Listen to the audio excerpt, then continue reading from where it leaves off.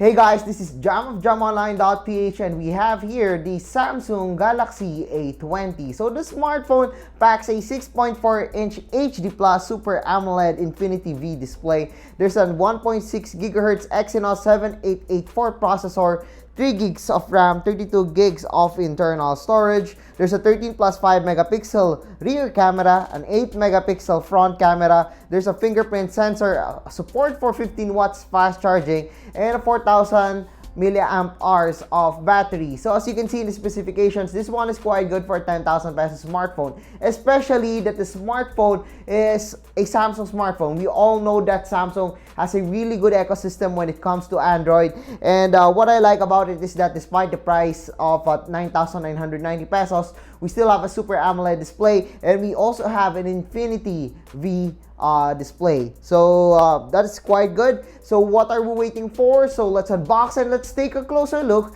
at the Samsung Galaxy A20. Okay, time to unbox the Samsung Galaxy A20. As you can see here, very similar box to other A series smartphones. So let's use our knife to unbox the A20. Okay, so that's a very thin box for a Samsung smartphone. So, time to unbox. So, of course, we got here the quick start guide. We got here the Samsung Galaxy A20. It's a beautiful smartphone, but we will talk about this smartphone later. Surprisingly, we got here an adaptive fast charger for the Samsung Galaxy A20, and this one is rated at 15 watts. We also got here the basic earphones for the Galaxy A20, and lastly, a USB-A to USB-C cable. And before we forgot, we got here the pin for the SIM card tray of the Galaxy A20. So that's it for the box of the Samsung Galaxy A20. Now let's talk about the smartphone after I fix my table. So now you know the storage. How about the software of the smartphone? Well, One UI is equipped with a lot of softwares, including Samsung softwares over here. So a lot of bloatwares, including SmartThings, Galaxy Wearable. But if you have a lot of Samsung devices at your home, SmartThings will be very useful, and also the Galaxy Wearable if you have Galaxy Watch devices or Galaxy Fit, which are affordable. Anyway, we also got here some other apps like Microsoft applications, very useful, Google applications, and then there's the Samsung Members app in where you can get discounts and also some freebies and also some Samsung news, exclusive news and happenings. The Galaxy Store is Samsung's own app store. However, I still prefer using the Play Store, but they do have some freebies over there. Of course, we got here Netflix, which are already pre-installed along with Spotify and Facebook. So these are kind of useful, Netflix, Facebook, and Spotify. So we also got here Samsung Notes if you want to use some, write some notes or just type in some notes. But I still prefer Google Keep.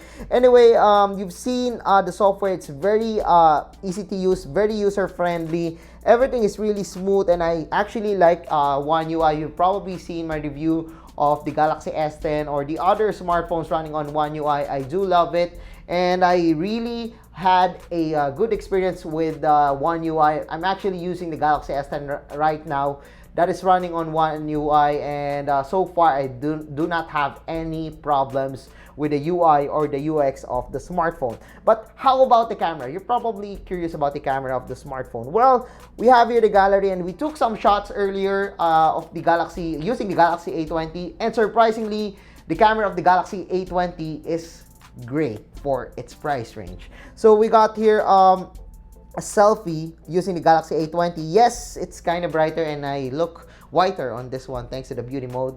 Thumbs up to Samsung for that. Anyway, the beauty mode isn't perfect, but this one is sharper than I expected. I actually didn't expect that I would get a photo like this on a Samsung Galaxy A20. I was expecting that it would be crappy, but everything is almost good on this one, except for it's a little bit bright over here, so it's a little not really blown out, but they need to adjust the exposure of the smartphone. But so far, I like the selfie camera of the Galaxy A20, especially for a smartphone at 10,000 pesos. I think this is the best selfie camera at 10,000 pesos. Correct me if I'm wrong, but I do love the Galaxy A20's selfie camera. So this one is using the auto mode. As you can see here, despite using auto mode, I actually can see here some bokeh at the back, and the colors are almost on point. It's almost perfect. I love the camera of the Galaxy A20. I love the 13 megapixel rear camera. I haven't used the portrait mode or the live focus on this one, and yet I could get a really good photos using the Galaxy A20. So this one's another shot. So you can see here that the colors are almost on point. It's actually great.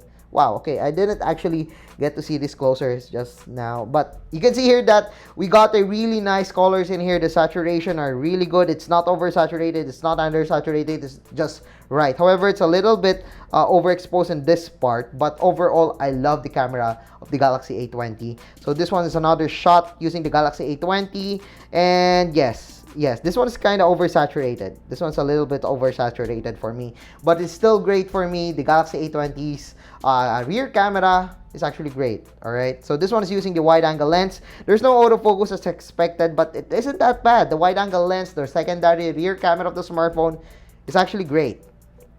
So this one is using the portrait mode or the live focus, and surprisingly, this one isn't perfect. As you can see here, it's not perfect when it comes to the bokeh, but this one is kind of good. This one is really great when it comes to for 10,000 pesos. This is a really great smartphone for its camera. I mean, it's running on Exynos 7884. Yes, it isn't the best one in its class or in its price range, but the camera of the Galaxy A20 is kind of, it can blow out the competition, the 10,000 pesos price range.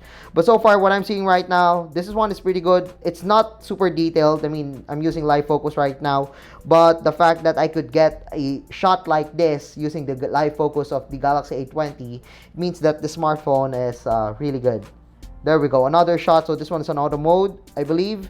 And yes, you can see here that I can get more details even when I close into the picture. However, it's not the sharpest one, but for 10,000 pesos, again, this is a great camera smartphone.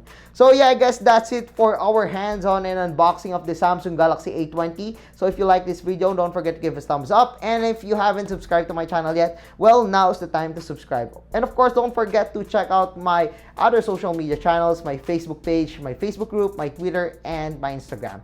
So once again, I am Jam of JamOnline.ph, and thanks for watching our unboxing and hands-on of the Samsung Galaxy A20.